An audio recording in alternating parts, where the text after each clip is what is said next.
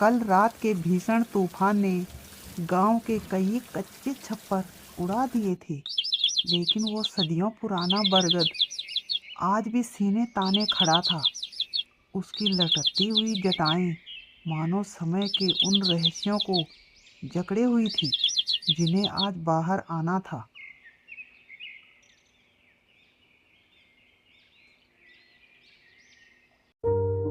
नंदिता, जरा इस पेड़ की ओर देखो।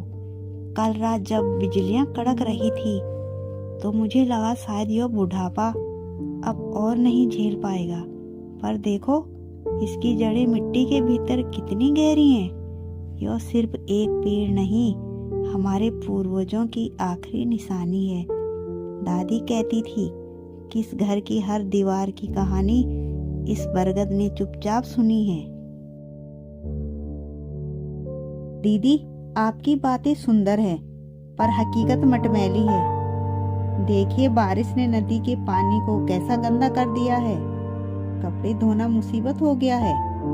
शहर से आई बहुओं को लगता है यहाँ रहना आसान है, पर किस्मत जहाँ ले आई है वही निभाना होगा। अगर ये पेड़ ना होता तो हम पांचों बहुओं के पास बैठने की जगह भी ना होती। बातों का सिलसिला चल ही रहा था कि गांव का मुखिया मोहनलाल काकू एक षड्यंत्र लेकर आंगन में दाखिल हुआ। परमीता बहू, घर में कोई है क्या? देखो, एक बहुत जरूरी प्रस्ताव लेकर आया हूँ। उत्तर वाली जमीन का एक खरीदार मिला है। तुम्हारे सास ससुर तो रह नहीं, और शहर में रहने वाले बेटों को गांव की धूल से क्या मतलब। मैंने तय किया है कि जमीन में ही लूंगा।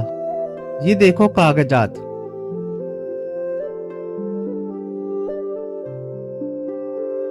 रुकिए काकू, इतनी जल्दी क्या है? मैं पिछले 2 हफ्तों से इस इलाके के जमींदार रिकॉर्ड्स के पर शोध कर रहा हूँ। मुझे पता चला है कि जिस जमीन की बात आप कर रहे हैं उसका असली नक्शा और मकान मालिकाना हक कुछ और ही कहता है। आपके पास मूल वसीयतनामा है?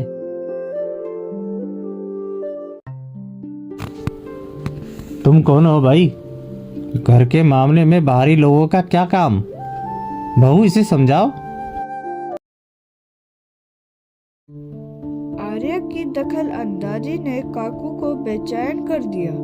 इसी बीच बरगद की जड़ों के पास मिट्टी ढीली देखकर वर्षा और आबिर ने वहां खुदाई की, जहां उन्हें एक पुरानी पेटी मिली।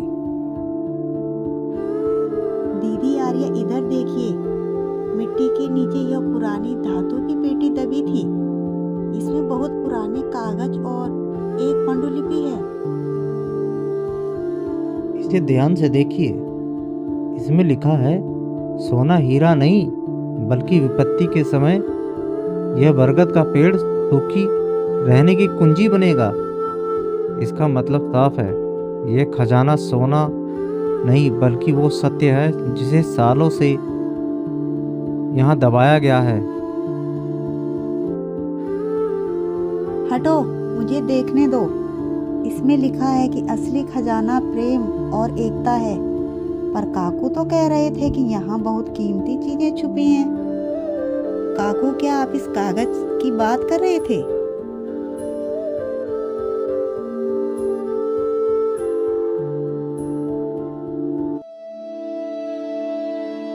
जैसे ही पांडुलिपि के पन्ने पलटे गए, कालीपद मांस बेचने वाला वहां पहुंचा। उसकी आंखों में आज एक अलग ही तेज था।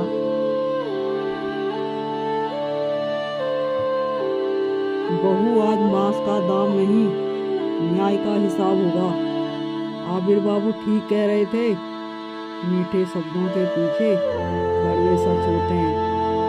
20 साल पहले इस घर के मालिक योगेंद्र नाथ राय थे। मोहनलाल ने उन्हें झूठे मुकदमे में फंसाकर गांव से निकाल दिया था। मैं उन्हीं का वसंत हूँ। दीदी मुझे माफ कर दीजिए। मैं एक कालीपत काका की बेटी हूँ। मेरे पिता ने मुझे यहाँ एक मकसद से भेजा था, न्याय पाने के लिए। मुझे लगता है शायद कोई सोना मिलेगा जिससे हम अपना पुराना घर वापस ले लेंगे। लेकिन असली खजाना तो आप सबका प्यार और ये सच्चाई है। वर्षा, न्याय चाहना पाप नहीं है, लेकिन जो तरीका काकू ने अपनाया वो गलत था। काकू, आपने हमारे परिवार को तोड़ने की कोशिश की, पर इस बरगद की जड़ों ने हमें फिर से जोड़ दिया। आंगन में सन्नाटा छा गया।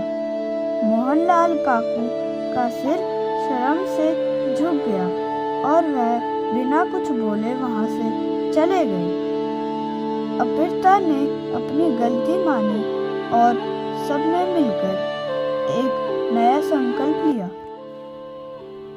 आज से इस बरगद के नीचे सिर्फ गपशप नहीं होंगी। यहाँ उन लड़कियों की पाठशाला लगेंगी जिन्हें शिक्षा से दूर रखा गया है। अबीर और आर्या, आप यहाँ से पहले शिक्षक होंगे। इतिहास सिर्फ राजाओं का नहीं होता, वह उन लोगों का भी होता है जो अन्याय के खिलाफ खड़े होते हैं। आज इस बरगद ने अपनी पूरी गवाही दी। अब हर सुबह उस पुराने बरगद के नीचे बच्चों की आवाजें गूंजती है। बटल्त्रा अब सिर्फ एक जगह का नाम नहीं, बल्कि एक न्याय और शिक्षा का मंदिर बन चुका है। पांचों बहुएं आज भी वहीं बैठती है, पर अब उनकी आंखों में डर नहीं, एक गर्व है।